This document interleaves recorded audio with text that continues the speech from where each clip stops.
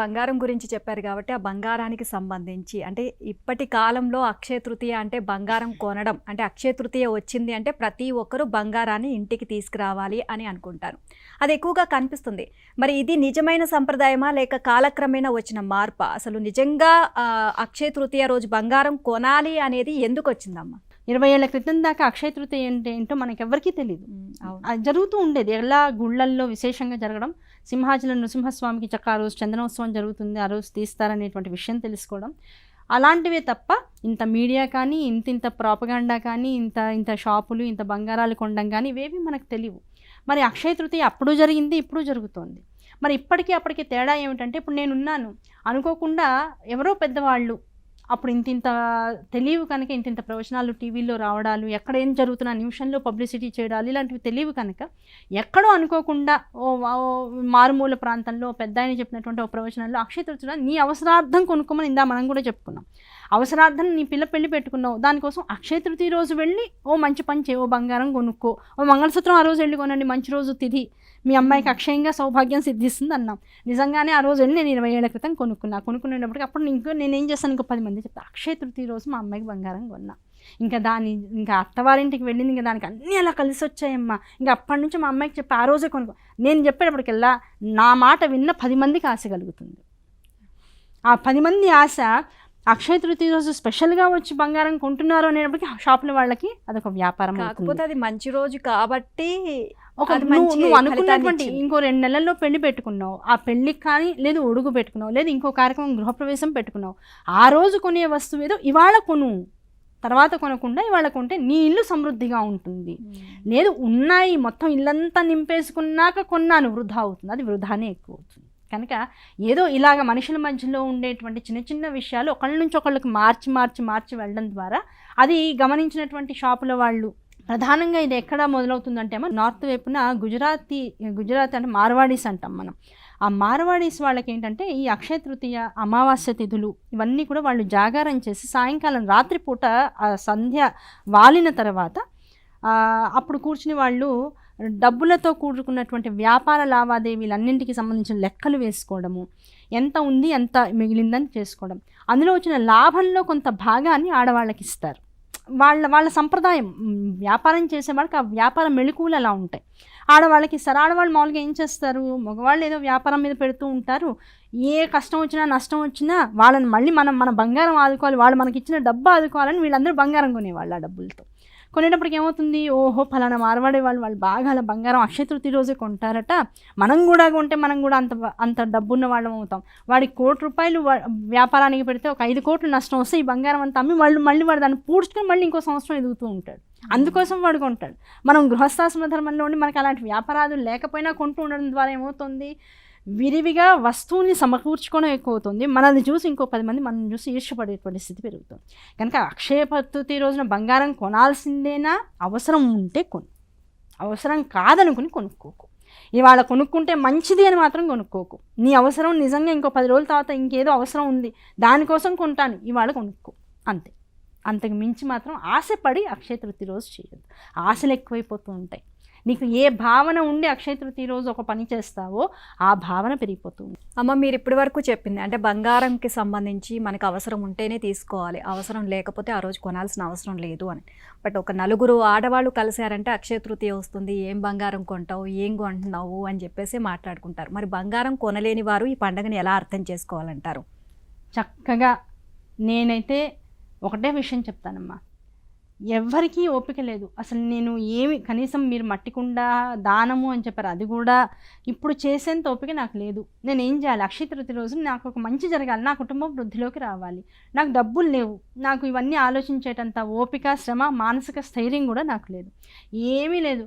ఆ రోజు ఇంటికి వచ్చినటువంటి బంధువు కానీ, లేదు రోడ్డు మీద నడిచి వెళ్తున్నటువంటి ఒక పేదరాలు, ఒక ముసలావిడ, లేకపోతే ఒక చిన్న పిల్లవాడు వెళ్తున్నాడు స్కూల్, లేదు నీ భర్తే బయట నుంచి చాలా అలసిపోయి ఇంటికి వచ్చారు, ఇలాంటి వాళ్ళకి భగవంతుడన్న భావనతో చల్లటి మంచినీళ్ళు కానీ మజ్జిగ మీద తేట కానీ కొద్దిగా ఉప్పు వేసి చేతికి అందించి శ్రీమన్నారాయణుడికి నేను ఇది సమర్పిస్తున్నాననే భావంతో కనుక ఇస్తే అది నిన్ను వృద్ధి చేయడానికి నీకు చాలా సహాయకారిగా ఉంటుంది. నీ భావన ముఖ్యం అక్కడ.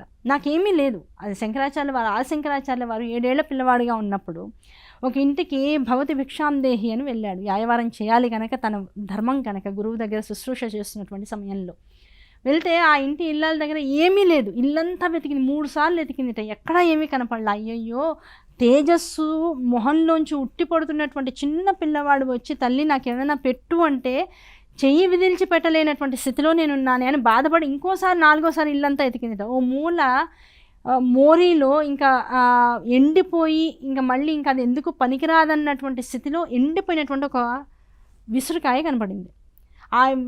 అదొక్కటే ఇంటి నిండా దొరికింది, ఇంకేం దొరకలేదు ఆవిడకి. ఆ ఒక్క ఉసిరికాయ ఉంటే ఇది తినడానికి కొంత కాతే కొంతన్న నీళ్ళల్లో వేసుకుని, అది ఎందుకు అట్టు పెట్టుకున్నారంటే వాళ్ళు మరీ ఆకలి వేసినప్పుడు ఇంకా ప్రాణాలు పోతాయి అనుకున్నప్పుడు నీళ్ళలో నానేస్తే ఆ ఉసిరికాయలో ఉన్నటువంటి కాస్త కూస్త రసం నీళ్ళలో వస్తుంది, ఆ నీళ్ళు తాగిన ప్రాణం నిలుస్తుంది కదా అని అట్టు పెట్టుకునేటువంటి ఉసిరికాయ. దాన్ని తీసుకొచ్చి ఆయన జోల్లో వేసింది. అంటే భావన ఏమిటి ఇక్కడ? అడిగినటువంటి వాడికి లేదనకుండా ఇవ్వాలనేటువంటి కోరిక. ఆ ఇస్తున్నటువంటి వాడు ఏదో మానవ మాత్రుడు, చిన్నపిల్లాడు అని కాదు, వాడు భగవంతుడు. ఇంతకు మించినటువంటి అవకాశం నాకు ఇవ్వడానికి అవకాశం లేకుండా నాకు అద్భుతమైనటువంటి పరిస్థితిని ఇచ్చాడు. ఈ పరిస్థితిలో నేను వాళ్ళకి ఏం చేయగలను, నాకు ఉన్నది ఇవ్వాల్సిందే అని ఆ ఉసిరికాయ తీసుకొచ్చి ఆయన చేతిలో వేసింది. అదే ఎండిపోయిందిలే ఎందుకులే అని అది కూడా మూల పెట్టేసి ఉంటే కనకధారా స్తోత్రము ఉండేది కాదు. బంగారు ఉసిరికలు వర్షంగా ధారగా వచ్చినటువంటి ఆ కేరళ రాష్ట్రంలో ఉన్నటువంటి ఆ ఇల్లు ఇప్పటికీ మనకి సాక్షిభూతంగా ఉండేది కాదు.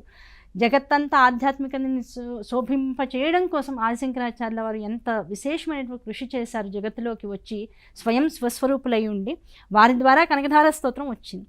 ఏమీ చేసుకోలేమండి మేము అక్షయ తృతీయ రోజు, దానాలు ధర్మాలు ఏమీ చేయలేం. నీ ఇంట్లో నీ భర్తకి నీ పిల్లలకి ఇచ్చేటువంటి ప్రతి వస్తువుని ప్రతి విషయాన్ని కూడా ఆ రోజు భగవత్ తత్వంతో ఇస్తూ భగవద్ భావనతో చేయి. దాంతోపాటు అమ్మవారి ముందు ప్రశాంతంగా కూర్చో. 3 నుంచి 9 సార్లు ఆ కనకధారా స్తోత్రాన్ని ప్రశాంతంగా చదువుకో. నీకు కావలసింది, నీకు అవసరమైంది, నీకు ఎంతైతే వస్తే నువ్వు సుఖంగా ఉండగలవు అనేటువంటిది అమ్మకి తప్ప ఇంకెవరికి తెలియదు. ఆ తల్లి నీకు ఏది ఇవ్వాలో అది ఇస్తుంది. కనుక అక్షయ తృతీయ రోజున అవసరానికి సంబంధించినంత వరకు నీకు ఏది కావాలో అది కొనుక్కో. వీలున్నంత వరకు అవసరాన్ని కూడా పక్కన పెట్టి, అంటే స్వలాభాన్ని పక్కన పెట్టి ఎదుటివారికి దాహార్తిని తీర్చడం కోసము వాళ్ళ అవసరాల్ని గమనించి వాళ్ళకి దానం ధర్మం చేసుకుంటే కలిగేటువంటి పుణ్యఫలాన్ని అనుభవిద్దాం.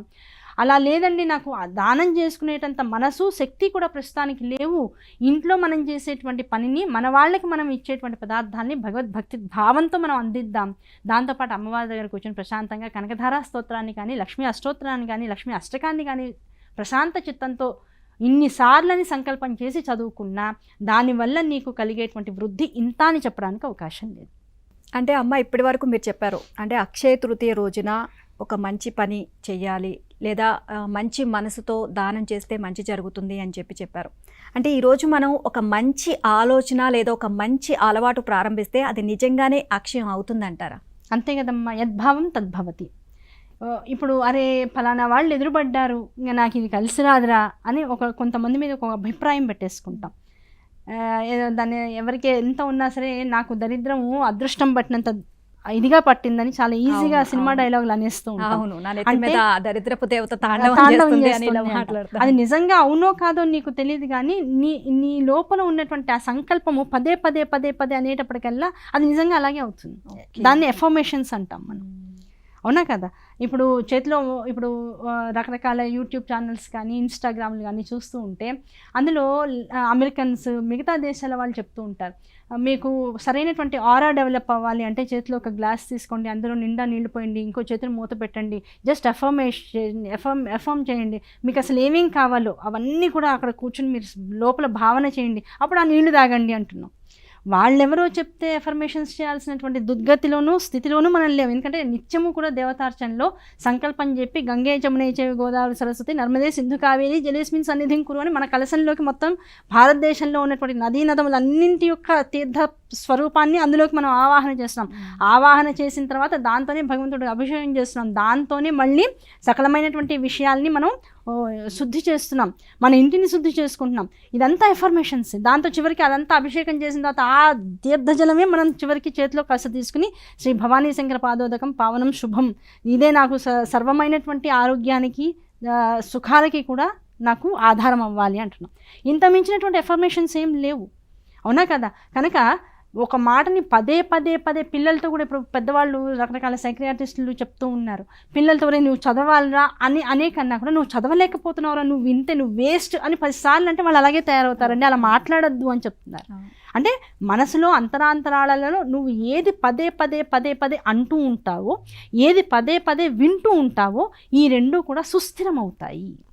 కనుక సంవత్సరాన్ని మొదలెట్టడం కోసం వైశాఖ శుద్ధ తృతీయ, అదే అక్షయ తృతీయ రోజున కనుక రోజులు అంతా కూడా నువ్వు పాజిటివ్గా ఉండి నీ భవిష్యత్తు ఎలా ఉండాలని నువ్వు కోరుకుంటూ కొన్ని రకాలైనటువంటి ఎఫర్మేషన్స్ లోపల చేసుకుంటావో, అటువంటి సంకల్పాలు నువ్వు చేసుకుంటావో, నేను బాగుండాలనేటువంటి సంకల్పంతో ఒక మంచి ఆలోచన నాకు రావాలి, మంచి పని నేను చేయగలగాలి, ఒక మంచి దానం నేను ఇవ్వగలగాలని ఒక మంచి 10 సార్లు మంచి అనుకుంటావో, ఆ మంచి నీ జీవితంలో అక్షయంగా ఉండిపోతుంది.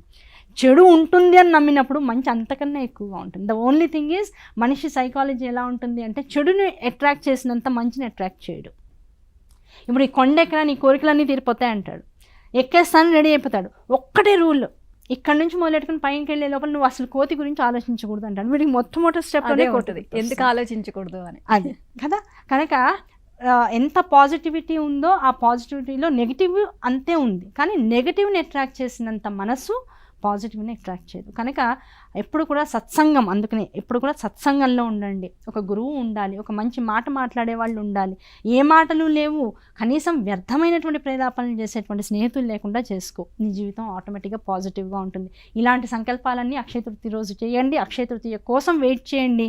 ఆ తృతీయ వ్రతాన్ని నిజంగా ఈ సంవత్సరం మొదలెట్టి వైశాఖ శుద్ధ తదియ నుంచి మొదలెట్టుకుని ఒక సంవత్సర కాలం పాటు తదియ వ్రతం చేయండి.